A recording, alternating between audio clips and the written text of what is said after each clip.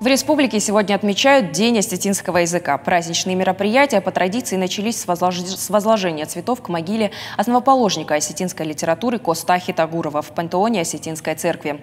В мероприятии приняли участие глава республики Вячеслав Битаров, председатель парламента Алексей Мачнев, премьер-министр Таймураз Тускаев, сенатор Арсен Фадзаев, депутаты и деятели культуры, а также образования.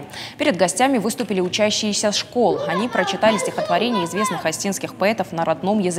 Вячеслав Битаров отметил, что этот праздник играет важную роль для народа. Помнить, чтить и, главное, не забывать родной язык – задача первостепенная.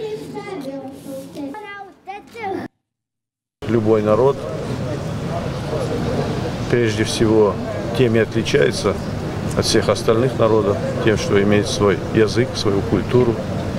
И поэтому нам нельзя никогда забывать свой родной язык и свою родную культуру. Поэтому сегодня мы отмечаем в очередной раз этот праздник. Тоже отрадно, что у нас имеется такая история развития нашего языка.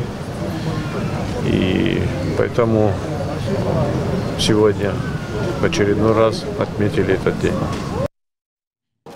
Венки и живые цветы возложили к памятнику Костахи Тагурова на Театральной площади. Здесь собрались представители общественных организаций, деятели культуры, представители творческой интеллигенции и молодежь. Для них во дворе Осетинского театра устроили праздничный концерт. Звучали стихи любимых поэтов в исполнении актеров театра. Напомним, День осетинского языка и литературы отмечается в Осетии с 2003 года и связан с днем выхода в свет в 1899 году книги Костахи Тагурова «Осетинская лира».